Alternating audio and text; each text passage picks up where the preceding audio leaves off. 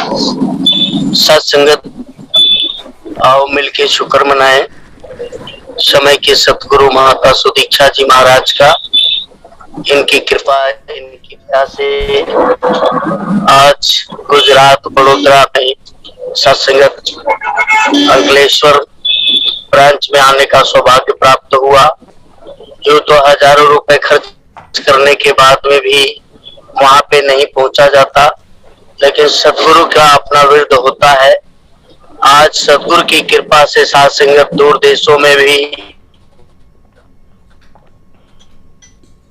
जाने के अवसर मिल रहे हैं। हम सभी को हर प्रकार की रहमतें प्राप्त हो रही हैं वर्चुअल रूप में। और कास्ट जोन नंबर 61 आजमगढ़ के समस्त साथ संगत की तरफ से आप सभी के चरणों में हार्दिक स्वागत एवं अभिनंदन करता है। और यहाँ के संयोजक साहबान, मुखी साहबान, जोनल इंचार्ज महात्मा और संचालक साहब, तमाम साथ संगत के महापुरुषों का धन्यवाद करता है कि आपने ऐसा समय दिया आशीर्वाद लेने का। सभी के दर्शन करके, सभी के अमोलक वचन श्रवण करके दिल इतना खुश हो रहा था कि आप सभी कहते जाएं, समझाते जाएं और हम समझते चले जाएं। सत्संगत आज का विषय ही सतगुरु सच्चे पातशाह ने, आप सभी संत महात्माओं ने सतगुरु का जो आसरा लेकर के आज का विषय रखा, संपूर्ण हरदेव बाड़ी से लेकर के कि मालिक का यह साथ जगाता सतगुरु का ज्ञान है। कहे हरदेव मिले जो सतगुरु, हो जाता कल्याण है। सत्संगत आज इंसान धरती पे आया तो उसके समझ में जब ये बात हृदय के अंदर प्रवेश की कि मेरा कल्याण किस प्रकार से होगा, तो सतगुरु की तरफ जब इशारा आया, सतगुरु के सरनी में, सतगुरु के चरणों में जब हम गए, सतगुरु साहिबान हम पे खुश होकर के अपने अनन्य भक्ति के साथ ये ब्रह्म ज्ञान दे करके ईश्वर निराकार प्रभु का जो कण में समाया हुआ है, तो साथ संगत ये हमारी झोली में डाल दिया।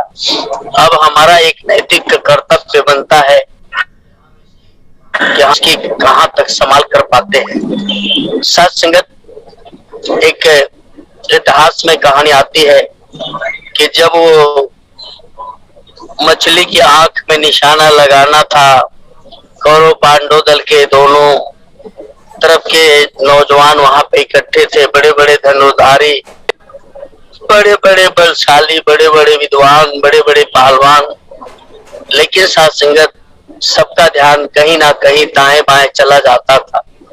लेकिन जब अर्जुन का नंबर आया तो उन्होंने बिल्कुल अपने आप को हर तरफ से हटा करके एक लक्ष्य की तरफ जब अपने ध्यान को करके निशाना लगाया तो उसकी आंख में निशाना सही लगा। इसी प्रकार से प्रभु परमात्मा का ज्ञान जब हमें मिल जाता है कि ये तन मन धन मेरा नहीं है, ये प्रभु की देन है, इस पे कोई अभिमान नहीं करना है, उधर जाती है, अभिमान क्या करना। बाद आ जाता है समझ में बात हमारी कि जब तन मन धन मेरा नहीं है तो फिर मेरी जाति कैसी। और हमारे धार्मिक ग्रंथ में हमारे बुजुर्गों ने, हमारे पैगंबरों ने समझाया है कि मानस की जात एको न पहचानबो, कि इंसान की जाति एक ही जैसी होती है, किसी में कोई फर्क नहीं होता। फर्क तो साथ संगत जानवरों में, पशु पक्षियों में, तमाम ऐसे कीट पतंगों में देखा जाता है। तो लेकिन इंसान की जाति जो है एक मानव जाति होती है। जैसे हमारे सतगुरु सच्चे पातशाह ने हमें समझाया कि ना हिंदू, ना सिख, ईसाई, ना हम मुसलमान है, मानवता है धर्म हमारा, हम केवल इंसान है। हमें केवल सेल्फ रियलाइजेशन का पहला सिद्धांत बताया गया कि मानव अपने आप की पहचान कर कि हम कौन है, कहाँ से आए हैं, किस लिए आए हैं, वापस कहाँ जाना है। साथ हम सभी को अरबों खरबों की जनसंख्या में से खुश नसीब लोग हैं कि हमें जीता जागता सतगुरु मिला और हमारा मार्गदर्शन करके हमें ये ईश्वर श्वास देने वाले मालिक की पहचान करवा दिया। यह हमारे अंग संग हर वक्त साथ, हर वेले साथ रहता है। साथ संगत यही ध्यान, यही चित्त में बसाने वाली बातें होती हैं कि जब ये प्रभु हमारे साथ में अंग संग दिखाई पड़ता है तो इंसान से फिर कोई गलती होने की संभावना कम बन पाती है और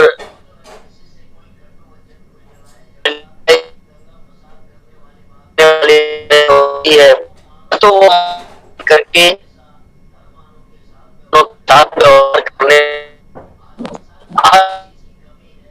करने साथ संगत इंसान की आचार विचार व्यवहार की तरफ आते हैं। कहीं पे वो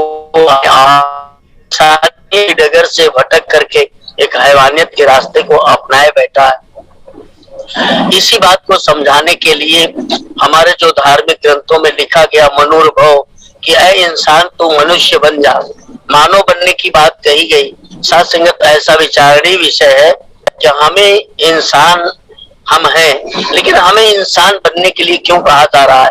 इसका सीधा साधारण सार्थ है, हमारे अंदर इंसानियत नहीं है, हमारे अंदर से इंसानियत निकल गई। हम अपने फर्जों को भूल गए कि मैं किसी का एक बाप हूँ और कभी किसी का एक बच्चा था, कभी किसी का भाई था, कभी किसी का पति है। साथ संगत इन फर्जों को सही मायने में मैं निभाने में कामयाब नहीं हूँ। तो ऐसे घोर अंधकार में फिर सतगुरु का आगमन हुआ तो सतगुरु ने क्या काम किया? मेरा सिखलाता है कहे हरदेव कि सतगुरु आके सारी बात बताता है। सतगुरु हमें जो है सारी बात को बताने के लिए इस धरती पे आए हैं।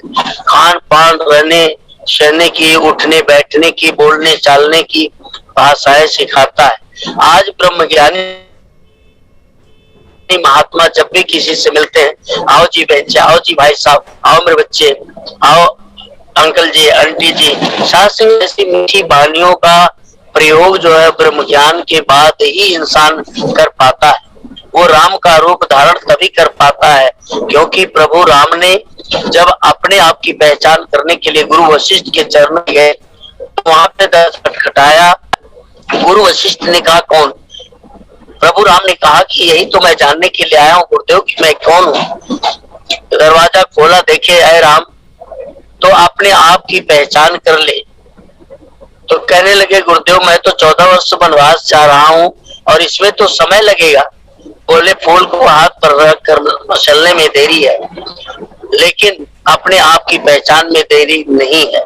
साथ संगत जब ऐसी बात सुना तो गुरु वशिष्ठ के चरणों में प्रभु मर्यादा पुरुषोत्तम श्री रामचंद्र जी बैठ करके जब अपने आप की पहचान करके इस अकाल पुरुष परम पिता परमात्मा निराकार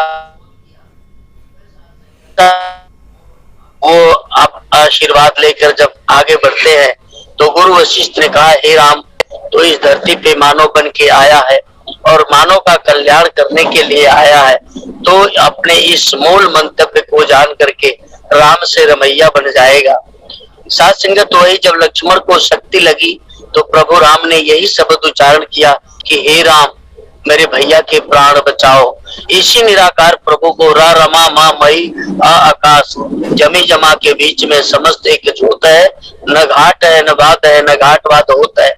साथ संगत ये प्रभु परमात्मा एक रस 24 घंटे 24 आवर सारे संसार की रचना करके सबकी रखवाली भी करता है। तो आओ हम सभी खुश नसीब है कि आज के समय के सदगुरु के चरणों में आकर के हमने इस परम पिता परमात्मा का बोध कर लिया और बोध करने के बाद में साथ संगत आज वर्चुअल रूप में हम सभी को देश विदेशों की यात्राएं सदगुरु करवा रहा है। तो क्यों ना इसका जितना जितना शुक्रिया मनाते चले जाए तो साथ संगत हमारे जीवन में यह हमारी भक्ति बनी रहेगी, फिर हमारे जीवन में एक मजबूती आएगी। यही बात यही ज्ञान राठौर कुल की रानी पटरानी महारानी मीरा ने जो है संत गुरु रविदास के चरणों में जब अपने आप को अर्पण किया तो संत गुरु रविदास ने जब ब्रह्म ज्ञान दिया इस निराकार प्रभु का बोध कराया कि ये श्वास देने वाला मालिक, ये तेरे को बनाने वाला मालिक यही है, इसी की इबादत के लिए ये मानव तन मिला है। तब मीरा ने अपने हस्ती को खत्म कर दिया कि मैं की यहाँ की हस्ती मेरी, आप करे थे मेरा ना। सच्चे पातशाह के ऐ दुनिया के लोगों, पैगाम दिया अपनी हस्ती को मिठा करके, साथ संगत एक मस्ती आ गई। तब कहा कि पायो रे मैं तो नाम रतन धन पायो, वस्तु अमोलक दी मेरे सतगुरु का कृपा अपनायो।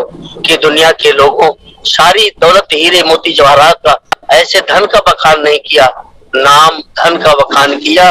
तो हमारे शास्त्रों में भी लिखा गया है कि नाम धन जिसके पल्ले सोई सच्चे सा, जिसके पास ब्रह्म ज्ञान रूपी धन होता है वही संसार में सबसे बड़ा होता है।